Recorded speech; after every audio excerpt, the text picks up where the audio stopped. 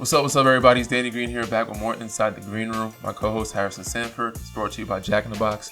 H, tell us what we got for the week, bro. Oh, man. Well, Danny, you know the rule. If you win, we tape an episode. And thankfully, you have. So, of course, we're going to talk about the Western Conference Finals. We're going to also dip into the Eastern Conference Finals as well. And then Markieff Morris joined us to review the Rockets series. So there's a bunch for us to discuss. But first and foremost, I noticed you're doing things a little bit differently there. Because now you have your fiance there. I know you have to. Did you get a studio in your bedroom now, or what's up? Nah, I just made sure the ring lights are in the right place, man. Block off the room so she can operate where she needs to operate. But thankfully we've been keeping going, man. It's been going well for us. So we're back. Let's do another episode. Because if we weren't, that would be bad news for us. But knock on wood, things have been going well since we've been doing it. So hopefully we have another great series. Shout out to those who were still with us when we were down 0-1 to Portland, down 0-1 to Houston. Big shout out to those fans who were still sticking by us. But we had a good series, man. It was a lot of fun, good learning experience, a unique team we played against. We have another one coming up, so we'll see how this one goes. I do want to touch on that, but you're right. We are going to stick to the script and continue to put out content when the time is right. One thing, though, that was a little bit off script, and I saw this was for Game 5, which is one of your better games in this Rocket series. Did you catch that your Nuke and Giz, for those who don't know, Danny's pets, kind of made it to the bubble? I didn't get it to catch it in live time, but I did see it later on. I did see Jed in live time. Big shout out to our producer, Jed Osman. The guy is great. He's been house sitting and helping me watch my dogs, man. He's been amazing on and off the court, on and off the pod. So big shout out to him. But he got my dog up there, and I got a chance to see him afterward. That he was on the virtual screen, but I saw Jed in real time on the virtual screen supporting. So it was amazing to see man. A lot of fun. And so I'm glad he's doing well. I'm glad the dogs are doing well. I really appreciate him of making that happen. But yeah, man, I miss my guys, and hopefully we keep winning this thing, and I get a chance to get back and see him.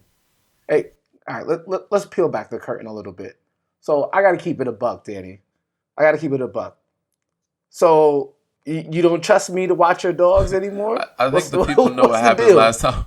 The people know what happened last time you house sat at my house and watched my dogs. It didn't turn out well. My guy Nuke had some scar marks on his face, scratches on his nose. And the house looked crazy. We almost got into a fist fight, Harrison. I don't know if the people... But I forgave you, man. We kept it moving forward. I just know what lane to put you in as friends. There's a certain group of people I trust with my dogs in my house. I gave you a shot. You didn't really. You failed. So I'm giving Jed a shot now and working my way down the list. So far, Jed is passing with flying colors. He's doing really good. So, but in other words, man, go ahead. What you had? To be fair, though, that was before Duke and Giz got their balls chopped off. It might have been. So you don't know how it would be with neutered pets. To be fair, yes, they weren't neutered at the time. So you were dealing with a different type of, phase that they were in. So it was probably a little tougher on you, but still, you failed. So I'm moving down the friends list on who's next to figure out and trying to, maintain and manage them, and also house it. Jed's a very clean guy, so I trust him a little bit with keeping the house clean and watching him. But I said right now he's doing good, but I said we'll still assess that at the end of the stay. But so I'm looking forward to seeing my guys, man. For sure. And you know what? I actually have been getting a bit busy on my end. I actually don't think I'm going to make it to the bubble. So I heard, man. Congratulations, man. Big time. You got other stuff going on, man. You get other partnerships, other people, man. You trying to replace me? What's going on, bro? You in the football side? What's going on, bro? No, I think this is going to be a lot of fun. So this year I'm going to be doing a football/fantasy football show with former LA Ram Aqib Talib. It's been a lot of fun. We already put out 2 episodes. It's called Call to the Booth on Instagram and Twitter, and obviously all the podcast apps. And I think what's cool about it is just that he's just retired, so he's going to talk freely about what's going on. And what was cool about it, we connected because you and I are doing this show.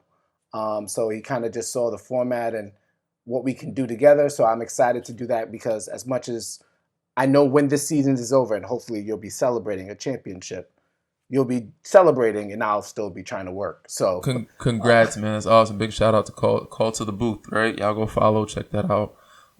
Yeah, and interesting that you mentioned that. That since I think this will be the first time that we'll probably have a finals during other sports playing, especially with the NFL playing. 'Cause I didn't realize we never really have, when we're playing in the playoffs, this deep in the playoffs, football's playing.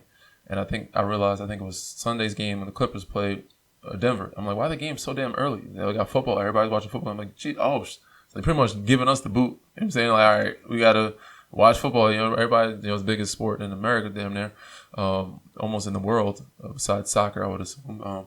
But yeah, so I think this will be the first time that we'll have the finals where football is going on as well. And we might not be the most viewed. The viewings, I don't know how it's going to go. When we're playing the finals, it might not be the most viewed as it has been in the past. Yeah, it's going to be very interesting, and I guess this will be some time to learn about the behind the scenes for TV for you too, as well. Somebody's going to try and get the TV when you're done playing. I assume that there'll be strategic timing of the games. Obviously, Sundays are big NFL days, Thursdays are big NFL days, and Mondays are big NFL days. So I'm going to be curious to see how the NBA works around the NFL schedule, because. And this is something I talked about on the show with Akib.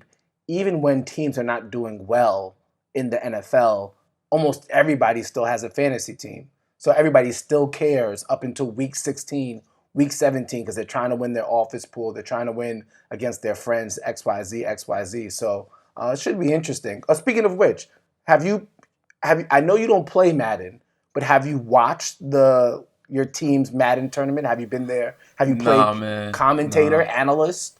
I honestly was looking forward to. There was one matchup that I was looking forward to because there was big shit talking on one of these games, and it was Cheese versus Duds. And if y'all know, that's Deion Waiters. We call him Cheese, Philly Cheese, versus Jared Dudley. And there was some barking going on that bus about it. And Philly was like, Philly's talking big shit to him.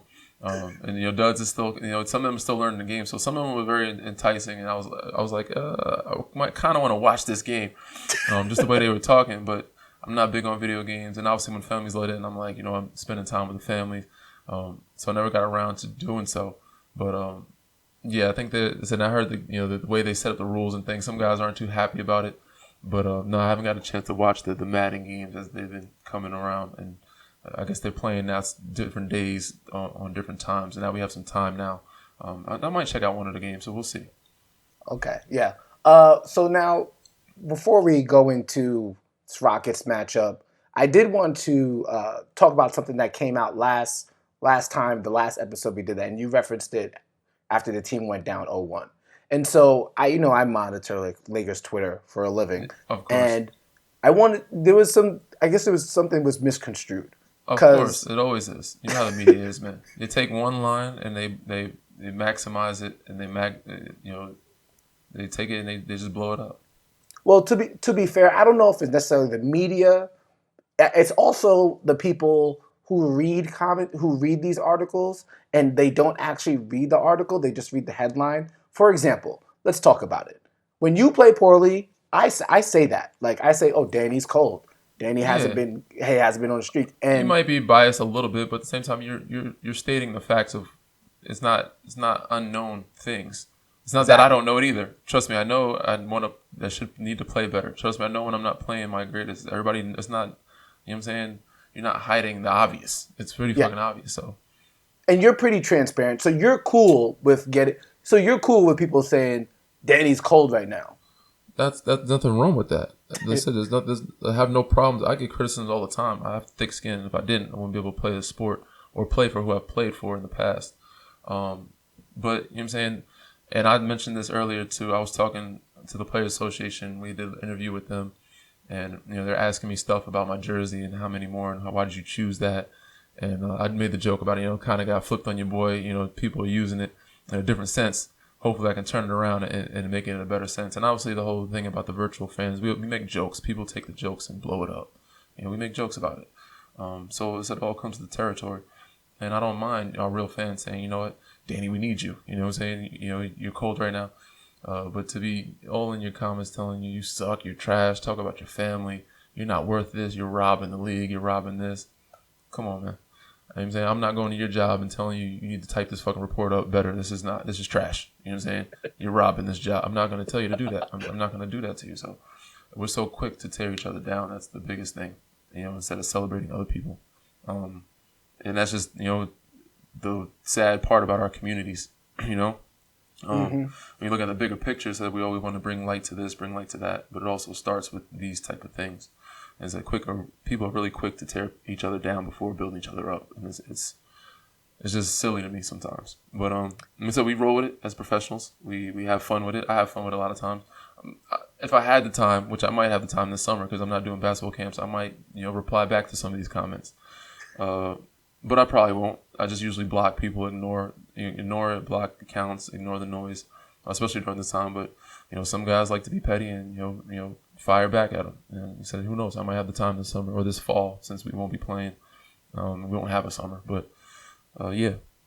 Somebody's saving the receipts. I know you're not, but somebody in your camp probably might be saving the receipts just in case you're feeling spicy one day. There we go. Casket closed. If Danny's playing poorly, you could say it, he's gonna accept it. Just don't go wild. That's it. Case closed on that. But speaking of which, you actually did have a good series versus the Rockets. You got the main defensive assignment against James Harden. You had a couple of games where you shot very well from three. For the most part, few turnovers, and you were aggressive on the offensive boards. You and I have talked multiple times, and you said that you feel comfortable shooting the ball or playing when you have a better offensive assignment, a defensive assignment, Defensive assignment, yeah. Yeah, when you have a better defensive assignment, sometimes that does activate you. That's what I saw from my vantage point. How did you feel about your performance in the Rockets series? I thought it was solid. I thought it was decent. I think I did my job for the most part.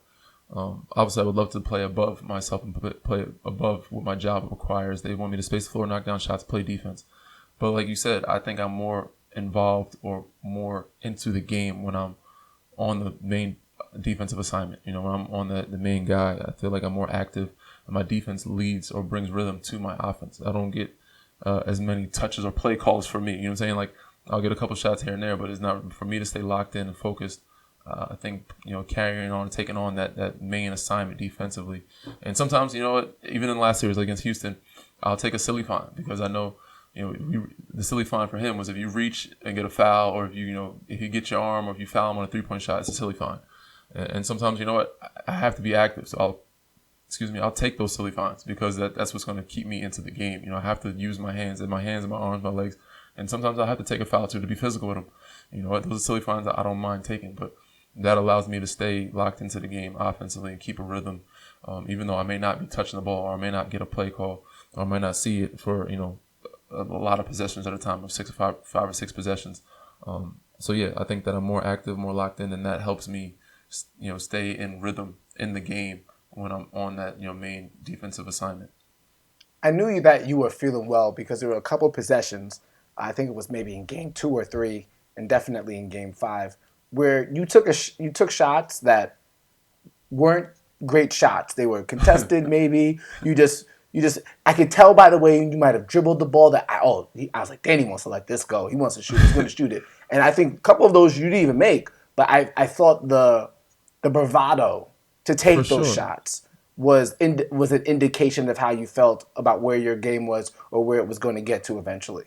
I think the people that know me know when I'm going to have a pretty good game from the start. They can tell just how my body's moving or how into the game I am active defensively and offensively when I'm playing more free. And I think because of the fact that you see me take some of those shots, they probably weren't great shots, but because I wasn't thinking about it and just taking it freely, I was just playing basketball. I wasn't, thinking about the pressure or thinking about this. I was just playing. And then that if I continue to play that way, things will go good for me. I'll have a good game. So yeah, I just stopped thinking about it, stopped, worrying about outside noise, this, that, and other, and just kind of getting back to myself. And I said that started with the defense end of the floor. Just trying to have fun with the game. And once I started having fun, not thinking about it, you start playing more freely, and shots just fall for you sometimes. Sometimes they will, sometimes they won't. But they're more so they fall for you more when you're playing yourself than when you're thinking about it too much. There's this one thing that you typically do that it helps you shoot well when you do it. It's either that little sidestep dribble or you pump fake, the guy fades away, or reload, that little Charlie Ward cut where you kind of cut into the paint but you come right back to the corner. Why do you think those are? When I see you take those shots, I feel like the percentage of those are even higher than maybe just a catch and shoot from the corner. It's funny you say that because a couple other people, including my dad, think that I have a high percentage when I do shoot the reload. That's what we call reload, shot fake reload. But normally for most people, when you put it on the floor, the percentages go down. But my dad's like, I feel like you make that all the time. He's like, you don't get a pump fake reload. And that's why people are like, oh, stop flying by or jumping. I said, we're flying by and jumping at people because we feel like when they put the ball on the floor, the percentages go down. So we're trying to run them off the line. But with certain people, it doesn't work as well. So for me, fortunately, I think maybe a percentage may go up, knock on wood, I don't know, or maybe better. I get more of a rhythm when I'm doing that. But I also got free reign to go to the offensive glass this series. Coach is like, go ahead. So, now I get a chance to be more active on that end of the floor, which also keeps me more in rhythm. But yeah, when I'm able to get a reload and insert in that baseline cut, the Charlie Ward cut, that's what we call it. Now some people are calling it the Danny Green cut. But when I'm able to do that, excuse me, I see you. Yeah, that's only in our system. Nobody else, nobody else calls it that. But in San Antonio, we call it the Charlie Ward cut, where you come out the same side. I got free reign to do that with certain people posting up. Not everybody, because some people can't see me or find me, or they just make it easier for them to stay in certain spots. But with Brian, you could pretty much run anywhere and he'll find you. So yeah, and it works out sometimes it doesn't. But fortunately for me, I was just playing basketball, not thinking about it, and it worked out pretty well. The defensive challenge, a little bit different for the Nuggets, having a big man like Nikola Jokic, and then on the perimeter, somebody that you got familiar with last year, if I remember correctly now, in Toronto, Jamal Murray came up during those finals games, came up during those Eastern Conference finals games, and it seemed like you guys had some camaraderie there, talking to each other on the court. And For obviously, sure. he's a part of the 450, so you still respect him, you still have a love for him. But I know going into that matchup, if you're potentially on him, you're going to be excited, particularly from the earlier matchup during these seeding games. Definitely. Big shout out to them, the way they've been playing. Denver's been balling, man, and coming down 3-1 for not just once but twice to come back from that type of deficit is unbelievable. Playing against with their back against the wall, and Jamal said dedicating his huge games to the families who are still seeking justice is amazing. So he's a young player in this league that I have high hopes for that will help carry this league to a really good place. And off the court too, he's doing some things with the media, doing things except during the finals, and just learning. He's learning, I guess prepare for, even though he'll have a long tenure in this league, for after basketball. He's being around it, learning about behind the scenes and media and stuff like that. But end of the day, this is basketball, and we are competitive, and that would be a matchup that I'm definitely looking forward to, because even though we're good friends off the court, on the court, last time we played them, and it was not a serious game. It didn't matter too much in the seeding games for other people.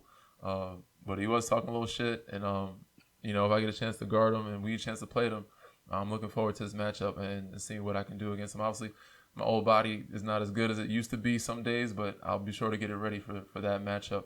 And Jokic, man, he's just an unbelievable talent. The guy looks like he can't guard a couch or can't move around the couch or get off the couch, but he's giving your best big man triple doubles every night, and he makes it look so easy. He has touch unbelievable. Knows how to use his body, whether he's gained or lost weight. He lost a lot of weight, but he's still able to back down people, move people, slither around people. The guy's so crafty. So them two, man, leading the way. And you got Michael Porter Jr., who's a wild card for them, shooting it. You never know what night he's going to come out hot. You got Gary Harris back. Even though Will Barton's been out for them, they still have a good crew of people behind them around those two that make their team very, very dangerous. Jeremy Grant has really taken his level up. Man, hitting threes now, even off the dribble. From a non-shooter to a guy you have to find. So, I don't know when that happened. I mean, it happened. He's been working on his game. Said, I remember when he was OKC, we were like, are we going to let him shoot? And in Toronto, he lit our ass up, 3 or 4 threes. I think that's probably when it happened overnight, and he became a shooter. It's like, what the fuck? This guy was a shift guy, and now he's a shooter. But, go ahead, continue. My bad.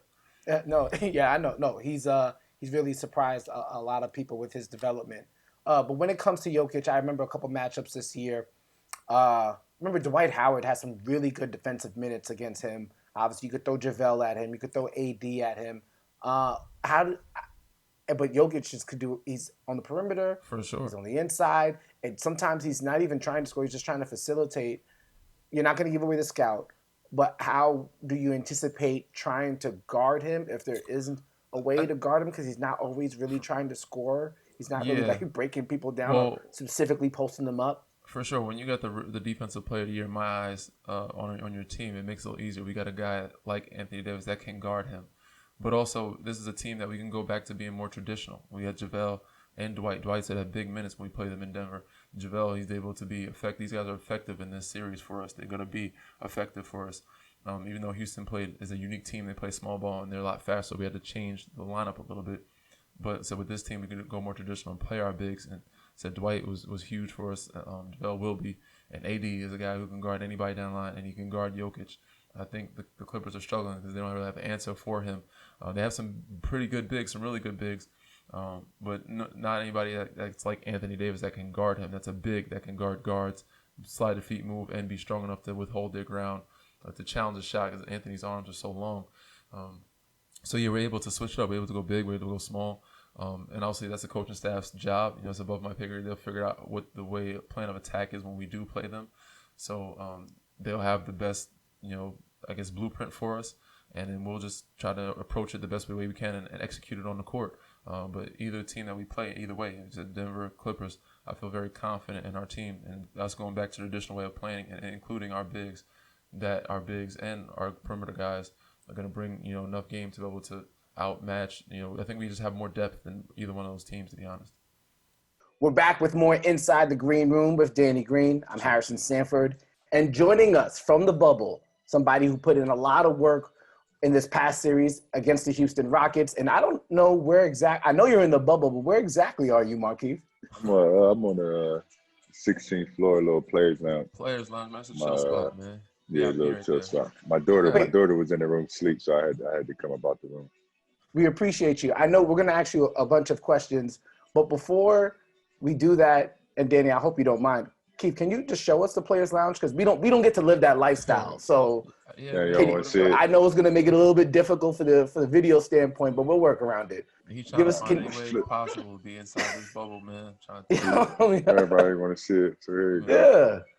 Yeah. It's nice up there, man. It's a little nice Keith little game system over here. I was sitting in this little area over here. You got a little office area if you want to do something. Okay. Some stuff over here. Got a couple That's nice. Little seats there. Nobody's up here because everybody going home. I was just about to say that's the beauty of lasting for so long. You get to actually enjoy it by yourself. Look at these snacks. Ain't nobody touching nothing in here. Shit is literally everything is. You got a little wine, it's nice up here, man. Well, thank you for the tour, Keith. But what we'd also appreciate too, the Lakers fans and anybody watching or listening to the show, can you take us inside the conversations that you had with Frank Vogel during the course of this Western Conference semifinal series? Obviously, towards the end of it, you were actually starting. How did you manage those conversations, and give us an inside look on how that went down? It's normal, I came a part of the team late, but they built the team, they built the dynamic of the team, basically to play any type of basketball, small ball, we could play big, we could protect the rim, we could switch. And when we played the Rockets, after the first game, kind of some of the second game, we just figured out what they were trying to do, just get the big out of the paint, make the defense rotate. There's no knock to the big, but that's just, that's not the game of basketball for us. That's not normal. Playing against five guards and guys moving around and ISO basketball like the Rockets were playing. So, me and Frank talked about it. He just liked that I was playing with a lot of intensity. I was playing hard. I was basically doing the right things that needed to be done to be able to beat that type of team. So he just like, we just going to insert you. I'm a veteran, been in this league for a while, so it was easy for me to, to do that, to be able to play with, the great players that I'm playing with now. Word. And obviously with Rondo coming back, the emergence of him, and obviously the way he's been playing in playoffs has been amazing. It's tough to, I guess, compare or contrast, certain people you've played with in the past. Obviously, Bron makes the game easier. And obviously Rondo, when he's playing the way he's been playing, makes the game easier to put in the pocket where you needed to, you can catch and shoot right away. Has there been anybody else in the past you've played with other teammates that have been like on the money like they have been in terms of finding you, getting your rhythm, and hitting you in the pocket where you want to catch it? Yeah, I have. That's definitely not as talented or accolades wise, but I played with Steve Nash. He was on time, on target all the time. And one thing about Steve, he didn't really want to shoot. So it was coming to you a lot more than it wasn't, and I had to figure that out quick. And I've also played with John Wall, you know, guys that's top in the league in assists every year. So I was used to playing with guys that finding pass first point guards, but can also get their own shot. Speaking of Rondo, another benefit of being in the bubble is that you guys get to see and obviously participate in everything that people are watching at home. One of the more entertaining things that happened during the series versus the Rockets, there was a little altercation during Game 5. Danny or Keith, I'll let you decide who goes first, but please take us fans inside the bubble and kind of relive that moment during during Game 5, excuse me. Well, Keith knows Russ better than I do, but I know he's a very passionate guy off the court. From what I hear and what I've seen, he's not as intense. But when the game is getting that hectic, Rondo's getting guys. That's what he do. He getting guys' heads and mess with them a little bit. Everything becomes more. You become more aware of everything around you, and things become more of a distraction. So you start to pay attention to more and more of the crowd, which, I can never really hear. You can barely hear what's going on the sideline half the time. So, I guess Russ didn't like what was said to him. Got really emotional about it, and took it personal. But that's how it goes sometimes. But end of the day, man, it's basketball. We play basketball. Nobody's really making threats out here that that's serious. And you want to be a sportsman about it. But it said he's so passionate about the game. He hates losing so much that sometimes it gets where he's, I wouldn't say he's just not as sportsmanlike about certain things, but he takes, where it gets to a point for him.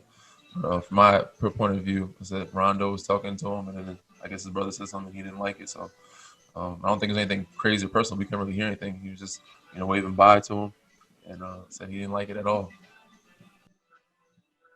Keith? Man, I know Russ real well. I played with OKC a little bit last year. He's one of my guys, like one of my guys, and I can honestly say like he's a super competitive guy, and he don't like losing. And we was beating their ass, so he had to find somebody saying something and put my energy into that. It's just how he is, man. Like when you losing, and he's that type of guy, man. So now you can hear everything. You hear the kids over there playing. You want to say something to the kids, like stop playing. They beating our ass. You know what I'm saying? Like that's just what happened. Like what I mean? He was just more magnified because of what was going on, and that's just how it go. But it didn't mean anything. It's just basketball talk.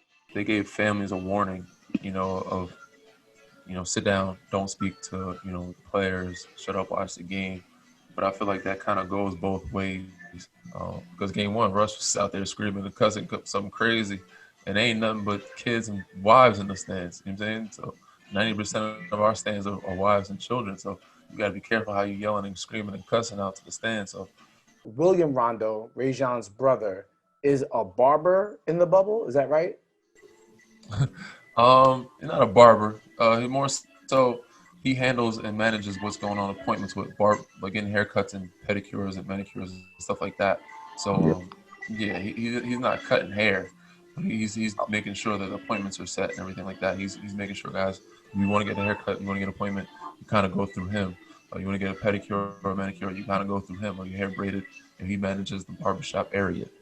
So yeah, that's how it goes. So, if somebody on the opposing team is trying to get fresh for the Western Conference Finals, he can make sure that falls through the cracks and they miss their appointment, right? He could. That's what I'm hearing. They're not in our resort, my man. So it would be different. Let's say they was in a whole different resort from us. They have a whole different barbershop. I don't think he manages that side either. I'm not sure. So don't correct me if I'm wrong, but I know he does our resort at Coronado Springs. They are at the Floridian. I don't know if he handled that operation as well, but I know he handles our side. So, but yeah, that argument, that situation stemmed from something a little deeper than just what was happening on the court, from my understanding. But you'd have to ask, Rondo, when you get a chance. H. Before we go into actually breaking down the Western Conference Finals, a big thing that happened during this semifinals was Danuel House no longer being with the Rockets. From a game plan standpoint, Keith, and we'll see if we could attack that situation in a different angle later on. But from a game plan standpoint, how did that impact the Rockets and how they wanted to operate, and how did that help you guys? Because obviously, you can't just lose somebody like that who's important to the rotation and be better from it. But for us, I think we still attack it the exact the same way we play. We still attack hard, and we still attack Russ the same way. I just think it gives them more of I would say more of another guy to attack the basket, because they didn't want to go to the hole at all. They only had about one or two guys who would go to the hole. He was probably the third guy. So once he was out, they had to rotate Jeff and play PJ and play Austin a little bit more, and that wasn't really what they really wanted to do. So it affected them in that way. But I think, as far as our game plan, I think we still approach it the exact same. I still feel like the outcomes will still be the exact same. Sure, I agree. I think when we're playing the way we're playing, clicking all cylinders, it doesn't really matter. Who's in, who was put in the system, or who's in or out of their what was going on with their roster. Obviously, he's another piece, another weapon. They kind of, I guess, took away some more bullets from them. He's another, I guess, cartridge of bullets for them on the perimeter. He can shoot it well. He was shooting it well, and it's another guy that was attacking the rim some for them. So when we're playing, it doesn't matter who you kind of work into the roster, work into the system. I think we would have still won some games. It might have been close, it might have been different. We don't know. But so the story, we don't know what the story is either. There's so many different rumors going around. By the time we hear it, there now he's covering for somebody else. I feel bad for him in the situation. He's a young guy that is on the come up, and actually, could make himself some money soon. As a free agent, I think it's this summer or whenever. And the fact that he's probably having off the court issues with that situation, which is tough. He was my rookie when I was in Washington. I hope things go well for him better. But so when we're playing like that, it doesn't matter who was in the system at that point. But he was a good player for them and a good piece. It's another bullet that could have changed the dynamic of the game just a little bit, but I don't think it'll change much. Keith, have you reached out to Danuel since he left the bubble? No, I haven't, but I will though. Me personally, man, listen, I'm focused on winning right now. Yeah, we in that competitive all that they got going on. I mean, I can't. Once we accomplish the goal, then I do my reaching back out and man, my little friendships from once we in that competitive, what just happened here. Yeah, we ain't worried about being friends. Be friends after. I guess we can reach out and not be friends now, but once we at each other like that, it's hard to, and which is tough, man. Because at the end of the day, like, we know what the bigger picture is, and that's why. When Milwaukee did take that stand, it was good that they did, because we were all in just competitive mode, playing every other day. They got a chance to really talk and focus on the bigger picture of what's going on outside the bubble and what's going on in our communities. So yeah, but we're all privy to it. It's human nature just to be locked in and not really talk to each other. But sometimes you need that to be able to check in with each other and also to focus on the bigger picture and reiterate what we need to use our platform for. Danny, you touched on the Eastern Conference. We're going to touch on that with more inside the green room. But first, before we do that, we gotta let Keith go. Are you going to play some pool? What are you going to do in that play? You going to head back to the room? What you got? Yeah, I think I'm gonna head back to the room, chill, watch you for a little while. Before it's time for her to go to bed. Yeah, she already sleep. She got the little bubble school tomorrow. she gotta get. She gotta. You said, did you say bubble school? Yeah, they doing a little school for the kids here. Yeah, they got that's nice. Kids here, yeah. That's nice. 12:30. The crack of dawn. Keith, we wish you good luck.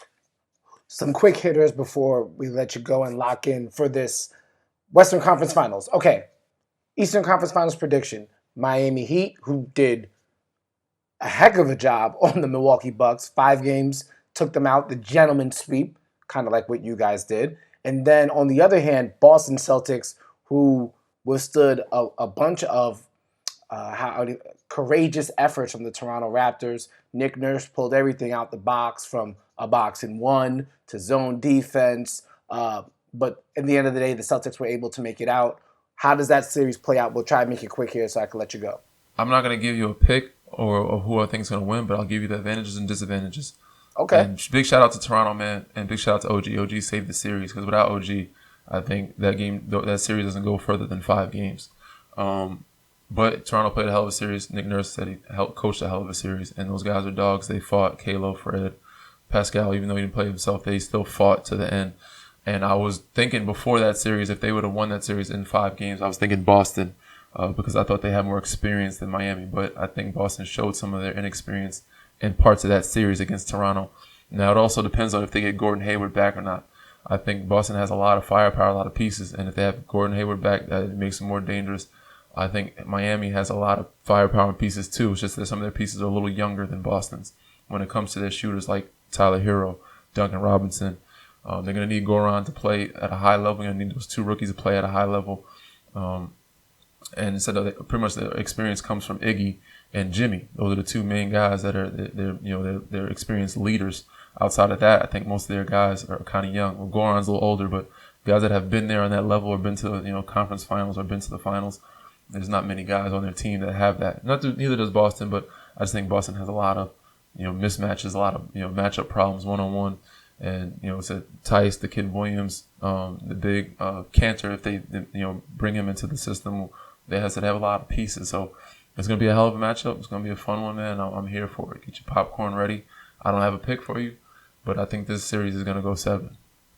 Yeah, it's gonna be very interesting to see how Goran Dragic and potentially the Marcus Smart matchup, like how that plays out, because Dragic has been very important for them during this bubble, particularly in these playoff games. And Marcus Smart, as we saw in that Raptors series and as we've seen all year, one of the better defenders in the league. I'm going to let you go, but first, now that NFL is back, I'm perusing through Instagram, and I think I saw the first unveiling of LeBron's room. And now I'm looking behind you, dog, and I'm like, I know you're not LeBron, but you know what I'm saying? could it I didn't order get the suite. hookup or something? People getting knocked out left and right. You can't take one of these guys' suites. James Harden got a suite. You could just pull up in that he's not in anymore. I didn't order a suite, man, but that was one of the things Kuz was talking about. He was talking about since teams are leaving, were we able to get suites? And I think they were talking about it beforehand, but now they're like, it doesn't make sense to do it. Houston was not in our resort, but the teams that have left, I think Toronto just left, so that's another floor gone. Between Clippers, Denver, one of those teams are gonna have to leave. That's another floor gone. So it's gonna be down to 4 teams basically in this one resort. But yeah, I think the league was like, it doesn't make sense to do it. They're not gonna do it. But each team, I think, gets 3 suites. Obviously, your all stars. And maybe head coach or just 3 players. I think Houston had 3 players with it. But yeah, I don't make those calls. I can push for it. I can ask for it. See what happens. But once you're settled into your room, man, to move, to change rooms, it doesn't make sense, man. But, we're here. We stick it out. Hopefully we got another month left. We got to win 8 more games. If we win another 4 more, we'll have another pod for you guys. If not, we'll see you next season. But I'm looking forward and hoping, and I'm very confident that we'll have another pod for you guys. And hopefully we have another one after that so we can celebrate the right way. And hopefully the pandemic's over and we can bring it back to the city and have a lot of fun with it. So then we'll have whatever suites we want, man, when it's all said and done. Indeed. I doubt the pandemic will be over, unfortunately. But we have seen the positive case rates kind of go down here in LA. Obviously, we had a whole nother scare with the wildfires. It's been 2020 has been wild and crazy. It's been a hell of a year, man. It's wild. But you're right. Looking forward to seeing you again after 4 wins, whenever those happen. Thanks for everybody for tuning in. And Danny, any last words? We good? No, we're good, man. Gonna be a hell of a series. I have a lot of you say, get your popcorn ready.